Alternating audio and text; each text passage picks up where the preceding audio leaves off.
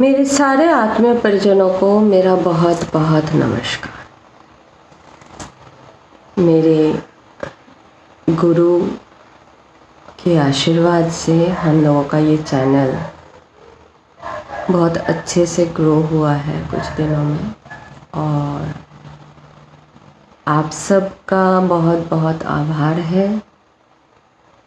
देखो, मैं उतना ही बोलती हूँ जितना कि मैंने खुद देखा है, और जो मैं परिभाषित करना चाहती हूँ वो सिर्फ इसलिए कर रही हूँ कि आप लोगों को सत्य के अनुभव तो कम से कम हो, आप लोगों को जागरूकता मिले, और आप लोग ये जो मार्केट में जितने लोग ये तंत्र प्रचार कर रहे हैं ना, इन लोगों की चपेट पे ना। हमारे सनातन धर्म इतना ज़्यादा एनरिच्ड है कि आप अगर इसमें डुबकी लगाओगे तो आपको अमृत ज़रूर मिलेगी। लेकिन ये जो आप सृष्टि की जो ये है ना, सारे जो कथाएं हैं, हमारे जो इतिहास है, उसको आप लोग माइथोलॉजी बोलते हो। देखो, mythology itself means what, you know, mythology means कि आधा उसका कहानी है, लेकिन हमारा कोई भी कहानी नहीं है। ये हमारे जो सनातन धर्म है, ये हमारे बौद्धिक, सात्विक और आत्मिक एक इतिहास है जो हमारे मुनि ऋषियों ने अपने जिंदगी में पाया है। उसको उन्होंने ग्रंथ के आकार में आपको सपूत करके गए हैं। वो उनके लाइफ एक्सपीरियंसेस है। सिमिलरली जो मेरी लाइफ एक्सपीरियंस है, जो मैं आपके साथ शेयर करना चाह रही हूँ, वो आप लोगों के समक्ष जो मैं रख रही हूँ वो आज के हिसाब से डिजिटल है। तो जो मैं आपको डिजिटलाइज करके देके जा रही हूँ, चलो एक दिन ऐसा आएगा मैं नहीं रहूँगी, लेकिन ये वीडियोस रह जाएगा। ये this are you know www world wide web पे स्टेप्स है, एक फुट स्टेप्स है, और शायद महामाया की कृपा हो तो महामाया की कृपा से आप लोगों तक जो मैं पहुंच पा रही हूँ, आप लोगों के, बहुत लोगों के मेरे पुत्र के प्रति स्नेह बहुत अच्छा लगा मुझे। बहुत लोगों ने उसके तबीयत के लिए बताया है, और बहुत बच्चों ने, जो लोग जानते हैं मुझे पर्सनली, बहुत लोग पर्सनली जानते हैं क्योंकि फेसबुक से मेरा डीएम हमेशा ओपन रहता है, ट्विटर में मेरा डीएम ओपन है, तो ये लोग मेरे तक पहुंच पाते हैं। And I am very much grateful. सब ने बहुत बहुत कोशिश किए हैं, सब ने बहुत प्रार्थना किए हैं। मैं सबके लिए बहुत बहुत आभारी हूँ।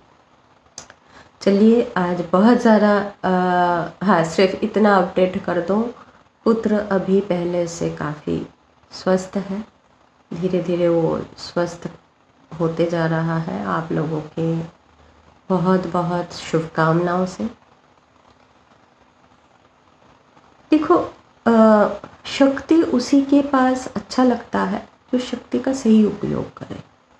यहाँ पे कुछ लोग शक्ति का गलत उपयोग कर रहे थे और कर रहे हैं अभी भी। ऐसा नहीं है कि नहीं कर रहे हैं, कर रहे हैं, और सारे साधकों को इससे जूझना पड़ती है। आप देखोगे कि आप जैसे जैसे धर्म के प्रति एक एक कदम रखते जाओगे, आपके साथ ये सारे गलत चीज़ें होती जाएगी जो आपको धर्म के पथ से डिगाने की कोशिश है, और कुछ नहीं है। महामाया की एक एक परीक्षा होती है ये। तो चलिए, हम लोगों का क्लास अब थोड़ी थोड़ी इंटरेस्टिंग होती जा रही है, और आज हमारे क्लास के विषय है आयाम और महामाया। तो हम लोग पिछले बार जहाँ पे हम लोग इनको विराम दिए थे, इस क्लास को हम लोग बिल्कुल वहीं से शुरू करते हैं कि दशों दिशाओं को 10 देवियों की आया। ठीक है, तो अब हम लोग सबसे पहले आते हैं क्या, पूर्व दिशा। तो पूर्व दिशा का हम लोग बात करते हैं और पूर्व दिशा के हिसाब से हम कुछ चीज़ें आपके सामने रखेंगे।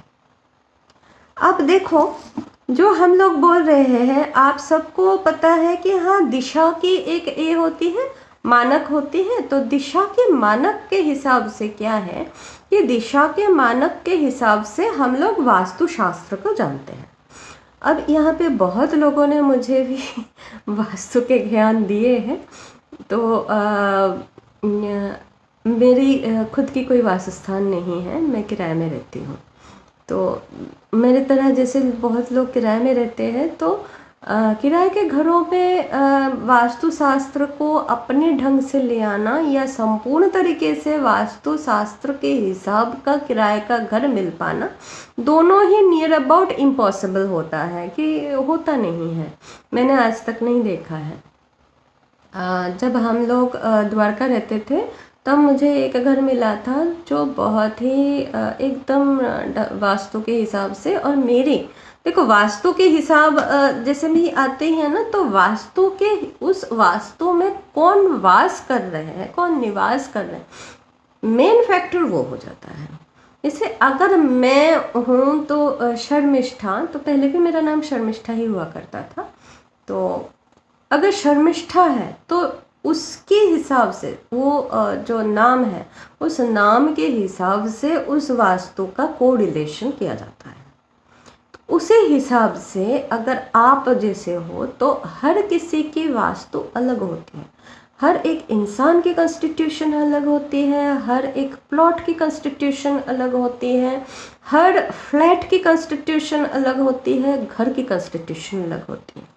ये निर्जीव वस्तु होते हुए भी जीवित होते हैं, और इसी के लिए वास्तु की वेद पूजन किया जाता है, इसी के लिए वो प्लॉट की देवता वसाई जाती है, इसी के लिए देवी देवता के मंदिर रखा जाता है, कि इस energies, this are all energies, ये एनर्जीज को बैलेंस करते रहे। आप इतने जो कुछ करते हो, कि कोई प्लांट लगा रहे हो, कोई कुछ कर रहे हो, कोई एक दिशा में एक पर्टिकुलर लाइट लगा रहे हो, ये क्या है, ये एनर्जी बैलेंसिंग है। ठीक है, तो अगर आपके इसमें कुछ होता है, जैसे कि मान लो आप नॉर्थ वेस्ट के तरफ आप सिर रख के सो रहे हो, क्योंकि और कोई दिशा है नहीं, तो आप क्या करोगे, आपको नॉर्थ वेस्ट पे ही सोना मजबूरी है, सिर रख रहे हो।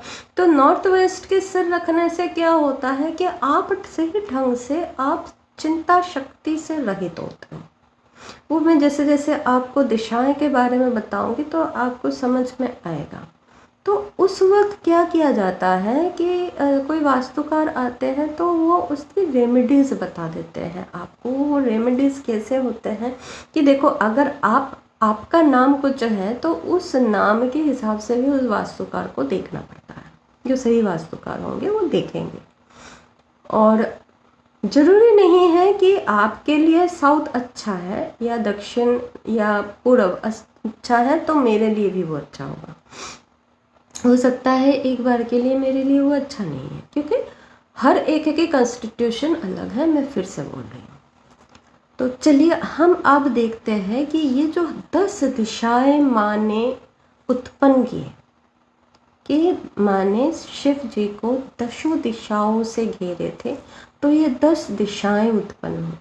तो ये 10 दिशाओं का महत्व क्या क्या है? तो हम लोग जैसे आपको सबसे पहले क्या दिखाए थे कि जो माता ने जब घेरे थे, तो काली जी, हम लोग शुरू करते हैं पूर्व दिशा से। अब हम पूर्व दिशा से क्यों शुरू करते हैं, ये भी एक बात है कि जब हम बोलते हैं कि हाँ देवी देवताओं के स्थान, तो देवी देवताओं के स्थान में हम नॉर्थ ईस्ट को पकड़ते हैं माता, मतलब ईशान कोण को पकड़ते हैं। लेकिन जब मैं शुरुआत कर रही हूँ, तो मैं पूर्व दिशा को क्यों चुन रही हूँ?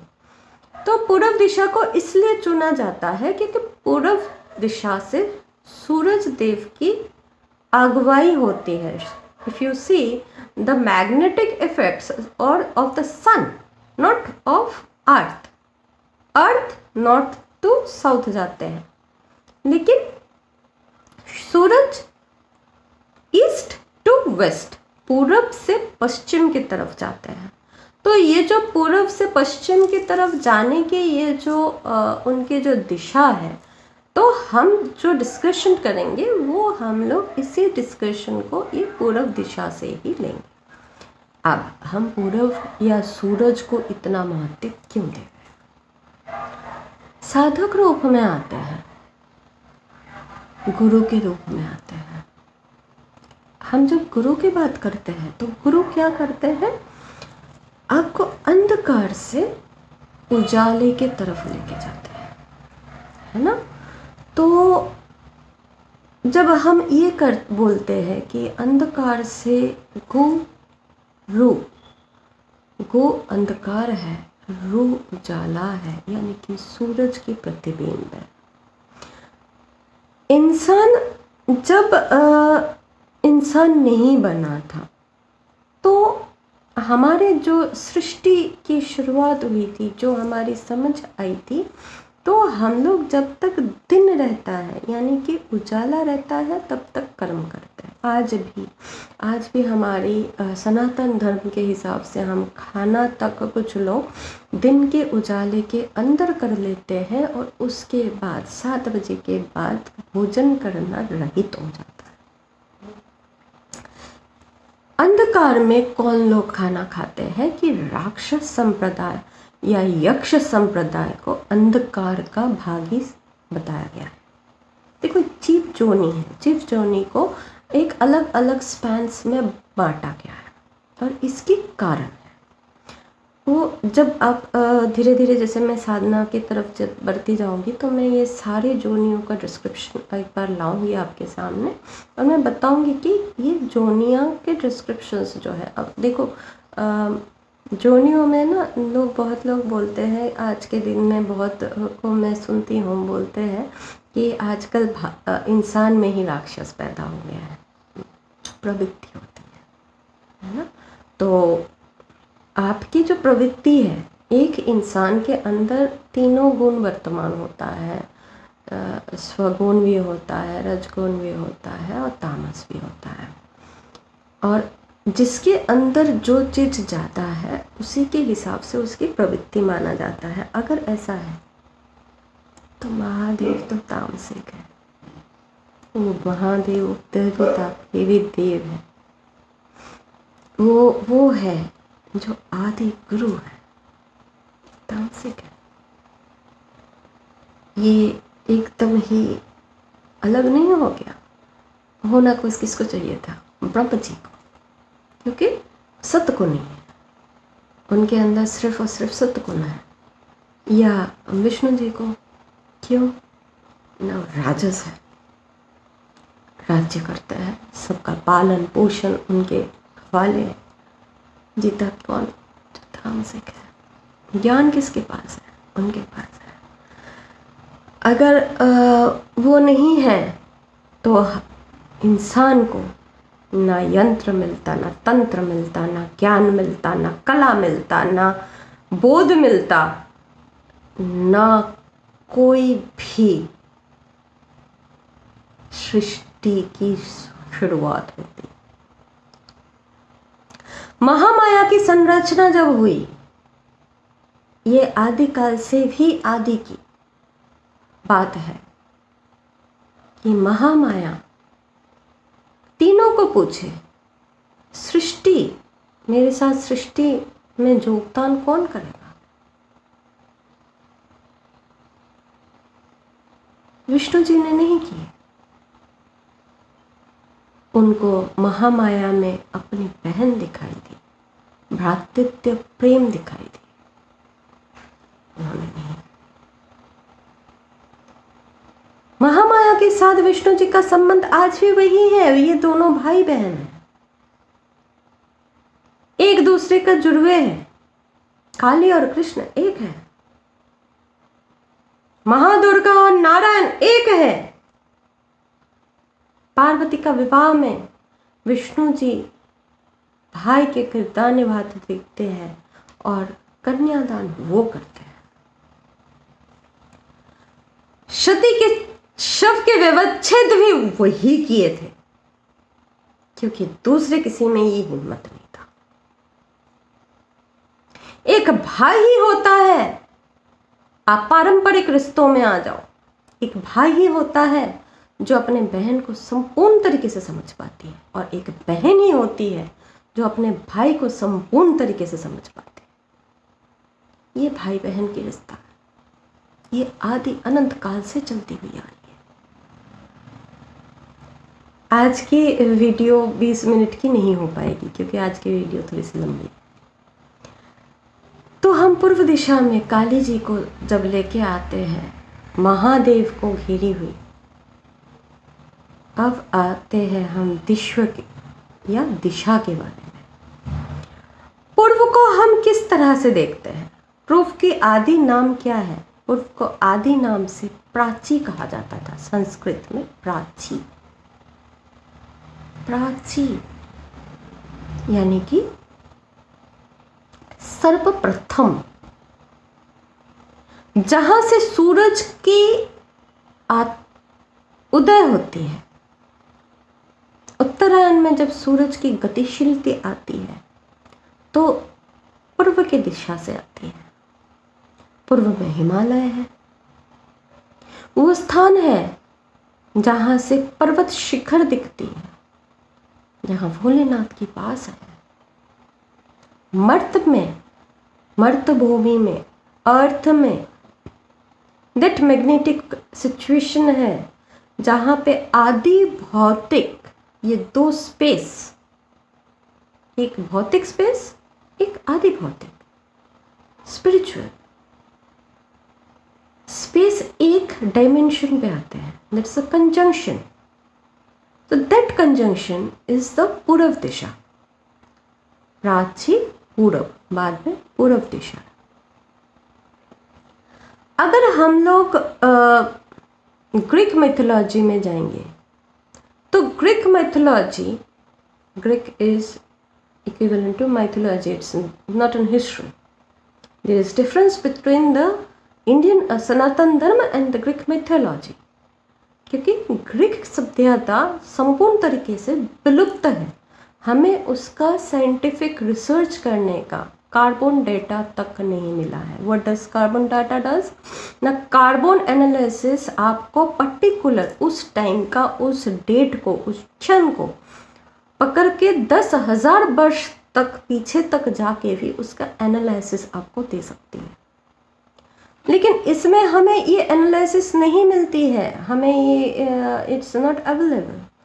तो ग्रीक को हम लोग मैथोलॉजी इसलिए बोलते हैं, लेकिन सनातन का 5,000 वर्ष तक द्वारका की संपूर्ण एक्सकवेशन कंप्लीटेड है, और श्री कृष्ण होने की एविडेंसेस, कार्बन एविडेंसेस है। ये सनातन की जय डंकार है। तो सनातन के चैलेंज करते हैं जो लोग, उन लोगों को आप ये चीज़ ज़रूर बताइए कि हमारे कार्बन डाटा प्रेजेंट है। तो पूर्व की तरफ से भूत, भविष्य और वर्तमान, ये 3 डेटा हमें मिलती है। सूरज की गति पूर्व से है, उसी हिसाब से जिस दिशा में सूरज उगता है या सूरज सबसे आगे दिखाई देते हैं, पूर्व दिशा है। अगर हम वास्तु को देखते हैं, वास्तुकला में अब हम आते हैं वास्तु पुरुष में, तो वास्तु पुरुष की जो पूर्व दिशा है, इसमें हम लोग 4 लेते हैं। इसमें सर्वप्रथम आते हैं जयंत, मानदार, बीच में भानु यानी कि सूरज, सत्य एवं भूष। अब हम इनके कलाएं जानेंगे कि ये कौन है, क्या है। वास्तु पुरुष का ये जो उड़ान है, ये क्या है। हम लोग ये जानते हैं, लेकिन हम लोग ये पूरी तरह से जानते नहीं हैं। चलिए आज हम इसको सबसे पहले जानते हैं। पूर्व में जयंत का ये है एक ऊर्जा क्षेत्र। ये ऊर्जा क्षेत्र आपके मन और शरीर को तरताजा करते हैं और विजय को प्रदान करता है। जब पूर्व में जयंत को हम लोग रखते हैं कि ये ऊर्जा क्षेत्र है, में एनर्जी फील्ड है, ठीक है। इस एनर्जी फील्ड आपके शरीर को, आप हम लोग क्या बोलते हैं कि सुबह उठो, सुबह उठ के पूर्व की दिशा के तरफ जाओ और सांस बहुत अच्छे तरह से लो, तो आपको खुली हवा आएगी, आपको तरोताजा महसूस होगी। जब आप वास्तुकला का निर्माण करते हैं, यानी कि गृह का निर्माण करते हैं, हम इस विषय में सर्वप्रथम जोर देते हैं कि पूर्व की दिशा को खोला रख छोड़ो, कि पूर्व की दिशा से जब आपके घर के अंदर रोशनी आएगी तो पॉजिटिविटी आएगी, ये आपको विजय प्राप्त करवाती है। काली कहाँ पे बैठी हुई है? पूर्व की दिशा में बैठी हुई है काली। क्यों काली है वो? एक साधक जब साधना की शुरुआत करते हैं, आप आंख बंद करोगे तो आपको सिर्फ और सिर्फ अंधकार की दर्शन होगी, आपको प्रकाश नहीं मिलती है।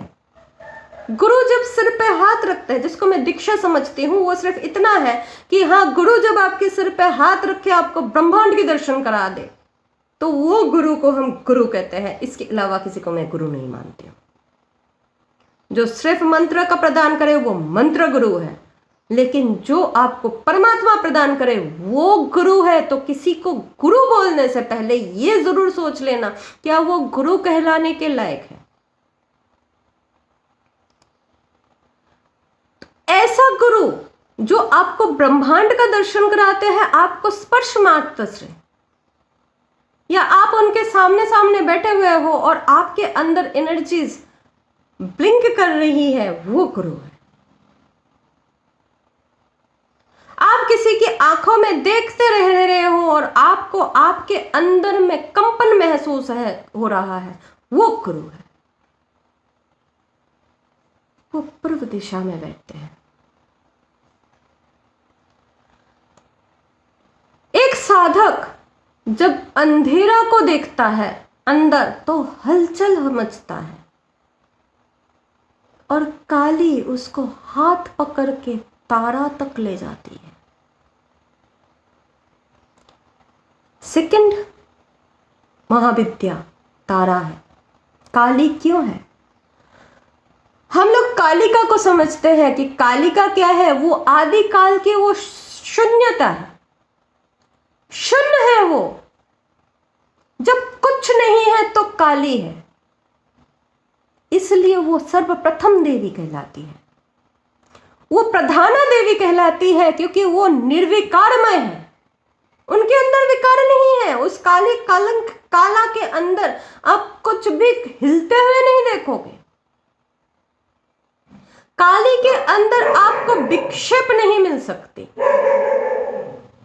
क्योंकि वो अथक अहंकारमयी है। उनके अंदर अहंकार इतना है कि आप उनको भेद नहीं सकते।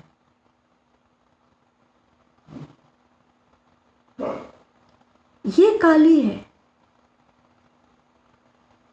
दूसरे गुण में आते हैं हम। वास्तु पुरुष के दूसरे हैं महेंद्र।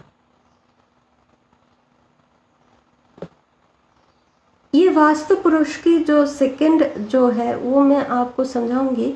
आप वास्तु पुरुष को देखोगे ना, तो इसमें एक अलग आपको नक्शा मिलेगी। वास्तु पुरुष एक्चुअली, वास्तु फिर से आ जाता है, वास्तु भी राक्षस था और ब्रह्मा जी ने इनको सारे देवों को मिलके एक साइड में पिनअप किए थे। इसका एक रोचक कहानी है, ये मैं आपको बाद में कभी सुनाऊंगी, लेकिन आज मैं सिर्फ और सिर्फ ये 4 दिशाओं और 4 आयामों को सुनाऊंगी। जिसमें सेकंड जो आते हैं वो है महेंद्र। महेंद्र या भगवान इंद्र, महेंद्र यानी कि भगवान इंद्र का पास है, इस तरफ के साथ संबंध स्थापित करने में मदद करते हैं। ये एक इंसान या एक जोनी को दूसरे जोनी के साथ संबंध, या एक जोनी को उसी जोनी के दूसरे एक इंसान के साथ या दूसरे एक जीव के साथ एक जीव को, आप इसको ऐसे समझो, एक जीव को दूसरे जीव के साथ संबंध स्थापित करने में मदद करते हैं। तो जहां पे आपको ये शक्ति चाहिए, देखो ये ऐन्द्रिय शक्ति है, ये काली रूपिणी है। काली अपने आप को मैनिफेस्ट करती है फिर से, कितने बताया था, टोटल कितने हैं, 64। ठीक है, आप वास्तु पुरुष के ये पूरा आप अगर ये चौकर देखोगे तो इसमें 64 चौकर है।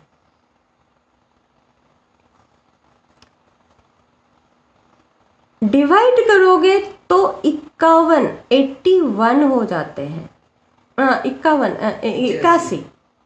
81 हो जाते हैं।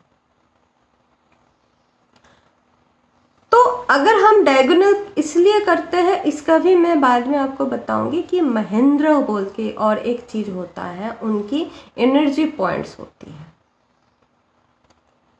चलिए सेकंड में आते हैं सूर्य। सूर्य के बारे में मैंने पहले भी बोला, ये मूल नियंत्रक, is the main manifester of all the energies, all energy forms. ये सारे ऊर्जा क्षेत्र आपके स्वस्थ जीवन, संपदा, प्रसिद्धि, शक्ति, ये सारे आपको प्रदान करते हैं। ये उनकी दिक्पाल है, ये देना उनका काम है। देवी ने ये काम उनको सौंपा है। चौथे कौन है, सत्य। सत्य आपने प्रामाणिकता और विश्वसनीयता का संचार करता है और समाज में आपकी जो उपस्थिति है उसको सुनिश्चित करते हैं। तो पूर्व की दिशा का ये 4 मेन प्रिंसिपल्स हैं। और काली क्या करती है, जब महामाया काली रूप में आती है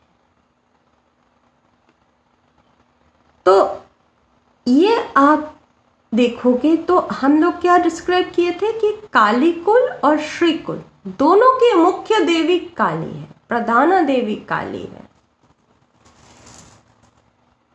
ये महामाया का सर्वपूर्ण सबसे महत्वपूर्ण रूप है,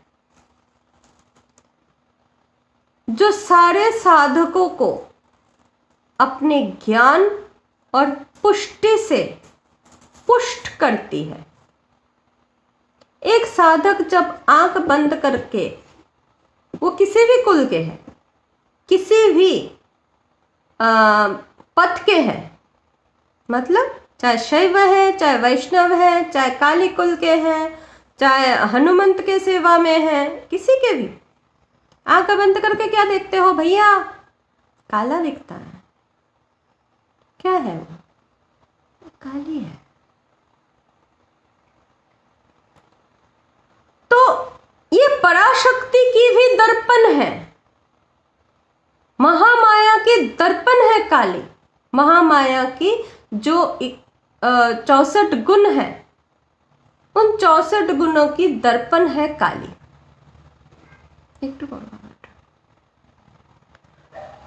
जो सृष्टि की प्रथम प्रकाश है वो है काली। आप सृष्टि देखोगे तो ये काली के अंदर, आप लोग ब्लैक होल बोलते हो ना, साइंस ने मान्यता दी है ब्लैक होल। तो ये ब्लैक होल क्या है, काली ही तो है। इस ब्लैक होल में जाए बिना आपको सृष्टि की महत्व नहीं आती है समझ में। आप आपके आराध्य तक नहीं पहुंच पाओगे जब तक ना आप अपने साधना में स्थिर होके इस अंधकार को भेदोगे। इस अंधकार को भेदना काली की विद्या के बिना संभव नहीं है, काली की शक्ति के बिना संभव नहीं है। भेदन है, अंधकार को भेदना। अंधकार से ही आपको उजाले की तरफ जाना पड़ता है। और ये कौन देता है? ये आपको काली ही प्रदान करती है। इस अंधकारमयी का साम्राज्य है पूर्व दिशा। तभी कहा जाता है कि जब साधना में बैठ रहे हो आप पूर्व दिशा की तरफ मुंह करके बैठो। पूर्व दिशा की तरफ आप मुंह करके बैठोगे तो आपको ऊर्जा से डायरेक्ट कनेक्टिविटी मिलेगी। स्पेशली अगर आप अपनी जिंदगी में क्या क्या चाहते हो, आप महेंद्र चाहते हो, सत्य चाहते हो, सूरज चाहते हो, जय चाहते हो, शक्ति चाहते हो, तो पूर्व की दिशा की तरफ मुंह करके बैठो। अगर आप स्टूडेंट हो तो स्टूडेंट को क्या कहा जाता है कि पूर्व की दिशा की तरफ मुंह करके बैठो। काली इस देवी है, वो देवी है जो पूर्व दिशा की अधिष्ठात्री देवी है, इसलिए वो पूर्व में दर्शाती है। पूर्व की तरफ वो अपने आप को दर्शाई थी। ये काली की पूर्व की दिशा के साथ संबंध है। वैश्यनर सूर्य काली की उस प्रकाश रूप की शक्ति स्वरूप है, उस मान्यता को प्रदान करते हैं जिससे काली उस परमात्मा स्वरूपिणी बनती है, महामाया के वो रूप कहलाती है। काली सर्वप्रथम जब आती है तो आपको ताकत देती है कि वो बैठ सको, आप साधना कर सको। वो तेज देती है, ऊर्जा देती है, यानी कि सूरज देती है, महेंद्र देती है, जीत देती है। समझ में आ गया आपको? सत्य के साथ आपके साक्षात्कार कराती है। तो वासुदेव के साथ ये जो कोरिलेशन है, मेरे हिसाब से आपको अब समझ में आ गया होगा कि काली को हम लोग पूर्व दिशा की देवी क्यों कहते हैं। अगर इस विषय में आपको कोई भी प्रश्न आती है, मन में कोई भी क्वेश्चन उदय होती है, तो ज़रूर मुझे बताइएगा। हाँ, अब मैं आती हूँ कुछ क्वेश्चंस एंड आंसर्स की तरफ। मुझे एक भाई ने कनाडा से प्रश्न किए थे कि आप सबसे पहले ज़रूर काली के बारे में बताइएगा कि पूर्व दिशा में वो क्यों रहते हैं। तो नीतीश भाई, मैंने आपको पूर्व दिशा के साथ काली का संपूर्ण व्याख्या, ये संपूर्ण तो नहीं है क्योंकि काली को इतने एक 30 मिनट्स के एपिसोड के अंदर लाना एक इंसान के वाचक के कर्म नहीं होती है। हाँ, साधना में भी मैं काली को इतनी छोटे से एक जगह में नहीं ले आ पाऊंगी। दूसरा, काली की जो 10 सिर है, 10 भुजा है, 10 पद युक्त है काली। ये 10 ज्ञानेंद्रिय, 10 कर्मेंद्रिय को गतिशील करते हैं। सूरज गतिशील होते हैं, उसी हिसाब से काली भी इनको गतिशील देती है। तो 10 भुज और 10 हाथ है काली की। ये चतुर्वर्गीय फल देने वाली है, इसीलिए काली चतुर्वर्गीय है। 4 हाथी भी काली है। शब को शक्ति में लेके आती है, शब को गतिशील करती है, शिव को शिवत्व की प्राप्त कराती है, इसलिए वो काली है। शब से शिवत्व की प्राप्ति। बहुत लोग एक बहुत बड़ा गलती कर रहे हैं। मैं इस चीज का बात करके आज की ये एपिसोड समाप्त कर दूंगी। आप लोग वीर रूप में साधना करने चाहते हो ना, तो वीर रूप में साधना करो। शिव बनना चाहते हो कि शक्ति मिल जाएगी, शिव बनने के लिए सर्वप्रथम शब बनना पड़ता है, शून्य में पहुंचना पड़ता है, और शून्य में पहुंचने के लिए मदिरा की प्रयोग नहीं होती है। देवी को, शिव को, गणेश को ये जो मदिरा चढ़वाते हो आप लोग कि हम वीर भाव से साधना कर रहे हैं, ये गलत है। कौल मार्ग में, तंत्र मार्ग में शराब की प्रयोग संपूर्णतः बैंड है। आप कहीं पे भी चले जाओ, अगर वो सच में कौलाचार्य है, वो शराब की विधि नहीं बताएंगे। मदिरा और शराब में बहुत बड़ा अंतर है। आप लोग ये क्या गलतियां करते जा रहे हो?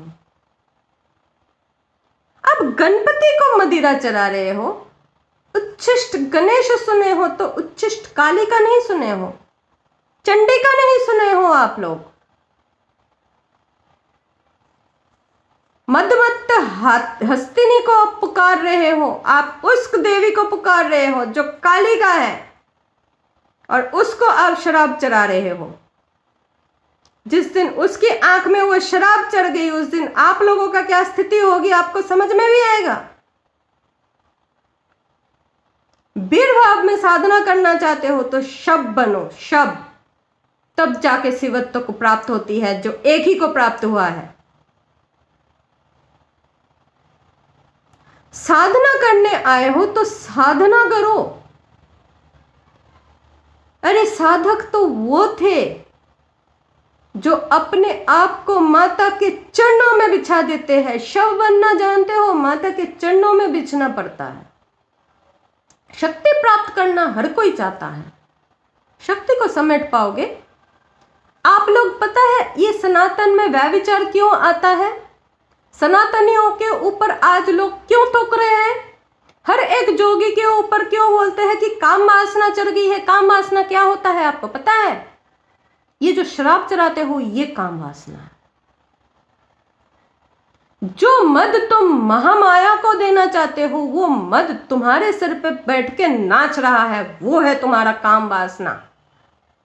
हर एक औरत को, मेरे को किसी ने ये भी मेरे पास प्रश्न आया कि मैं अगर किसी महिला को देखती हूँ तो मेरे को उसकी जनेंद्रिय नजर आ रही है। ये तुम्हारी स्थिति है, तुम अपने आप को साधक कहते हो। अरे महिला तो माता के रूप होती है, बहन है, कन्या है, हाँ भार्जा भी है, लेकिन भार्जा अगर है तो उसकी मान सम्मान, प्रतिपत्ति, सबकी रक्षा करना एक पुरुष की मर्यादा होती है। उस मर्यादा पुरुषोत्तम श्री राम को देखो, उस श्री कृष्ण को देखो जो 16,000 भारिया का मर्यादा रखने के लिए सिर्फ उनके साथ अपने विवाह रचना किए थे, और हर किसी नारी को देख के उसका विरच नजर आती है। इतना तुम गंदे की सोच रखते हो। सोशल मीडिया में मेरे बहुत सारे संतानें हैं, बहुत सारे महिलाएं हैं जो इस भावना से परेशान है। सोशल मीडिया का एक सबसे बहुत अच्छा भेद है। बच्चों, मैं आप लोगों को वो बताना चाहती हूँ, ब्लॉक कर दो। जो आपको ऐसे विचारधारा दे, साथ साथ पहले ही दिन, पहले ही भावना में उसको ब्लॉक कर दो। मत करो ऐसे विचार। तंत्र ये नहीं है, मंत्र ये नहीं सिखाता है। आप साधक बनो, सच्चे में साधना करो। वीर भाव से साधना करना चाहते हो, अघोरी बनना चाहते हो ना, अरे भाई अघोरी वो है, सच्चा अघोरी वो है जिसके अंदर मद और मूत्र दोनों समान है, जिसको मद और मूत्र में कोई विभेद नहीं है, वो अघोरी है। जिसको पायसन्य और अपने विष्ठा में, अपने मल और मूत्र में कोई भेद नहीं है, वो अघोरी है।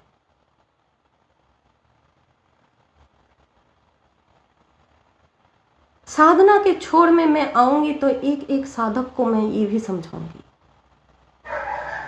क्योंकि ये दोनों हिस्सा मैं भुगत रखी हूँ, मैं दोनों चीज को देख रखी हूँ और मेरे पास कोई भी भेद नहीं है, तभी मैं आज ये क्लास कर रही हूँ। अगर किसी को इसमें भी कोई भी डाउट है ना, तो मेरा डीएम खुला हुआ है, आप बेझिझक मेरे साथ डिस्कस कर सकते हो। करे भी हो, पहले भी करे हो, मैंने जवाब भी दिया है। और जिसके अंदर ये भेद हो रहा है ना, वो अपने कुंडलिनी का विचार करे, अपने गुरु के पास जाए, दोबारा से साधना करे। नहीं तो अथाह है, अथाह अंधकार है, साधक को आगे कुछ नहीं मिलेगा। ये मेरे चेतावनी है, हर एक साधक के लिए मेरे चेतावनी है जो इस तंत्र में वीर भाव से साधना करना चाहते हो। मैं मेरी हर एक संतानों को ये चेतना देती हूँ। ये नहीं कि मैं वीर भाव को मना कर रही हूं, वीर भाव में वही जा सकता है जो सच में वीर है, जो सब कुछ त्यागने को तैयार है, जो शब बनने के लिए तैयार है। अगर इसकी हिम्मत नहीं है तो वीर भाव में महादेवी का पूजा करना बंद कर दो, नहीं तो जेल में सड़ोगे। बहुत लोग सड़ रहे हैं। अपना नाम उस लिस्ट में एंट्री करना है तो करो, लेकिन उन युवतियों को सताना बंद करो जो इन सब से बहुत दूर है। सोशल मीडिया में अगर वो है तो वो तुम्हारे ये लालसा के कारण तुम्हारे भोग्य बनने के लिए नहीं आती है। नारी शक्ति का अपमान करना बंद करो, शक्ति का अपमान करना बंद करो, नहीं तो सच में अथाह अंधकार ग्रसित होने में ज्यादा वक्त नहीं लगेगा। ये एक चेतना है, ये एक चेतावनी है, एक गुरु की चेतावनी है जो कॉल खुद है। शायद आप लोगों को मेरी वचन कड़वा लगा हो, लेकिन ये सत्य कड़वा ही होता है, और कड़वा चीज को कड़वा तरीके से ही पेश करना सबसे ज्यादा सत्य है। मैं आशा करूंगी, उम्मीद करूंगी आप लोग मेरी वीडियो से सीख लोगे, सीखोगे, और जो लोग सच में सीखना चाहते हो मेरे साथ ज़रूर संपर्क स्थापित करो। मुझे उनको सिखाने में कोई दिक्कत नहीं है। वीडियो के एंड में यही बोलूंगी, साधना करो साधकों, सिर्फ साधना से ही सारे इन सब चीज़ों से आप लोगों को मुक्ति मिल सकती है। वीडियो को लाइक कीजिए, कमेंट कीजिए और ज़रूर शेयर कीजिए। और सच्चे साधकों को मैं आमंत्रण करती हूँ, आइए आप लोग भी अपने साधन मार्ग को सबके सामने प्रकट कीजिए, ताकि लोगों को अंदर ये जो तंत्र और मंत्र के बारे में ये जो गलतफहमियां हैं ये खत्म हो सके। ये बहुत आज के दिन में सनातन की सबसे बड़ी, अगर कोई आप सेवा करना चाहते हो तो ये सबसे बड़ी सेवा है कि सनातन को सही तरह से, सही दिक से, सही मायने में इनका प्रचार और प्रसार दोबारा से किया जाए, सही ढंग से किया जाए। चलिए सनातन की सेवा करते हैं। आज आप सबसे विदा लेती हूँ, क्योंकि इस वीडियो ऑलरेडी बहुत ज़्यादा बड़ा हो रहा है, मैं इससे बड़ा नहीं रखना चाहती हूँ। मिलते हैं सेकंड वीडियो में। और चैनल को सब्सक्राइब करके रखिए, ताकि जब भी मैं नया क्लास डालूं तो वो क्लास आप तक पहुंच सके और आप उसकी संपूर्ण लाभ उठा सके। आशा करूंगी आप मेरे साथ बने रहेंगे।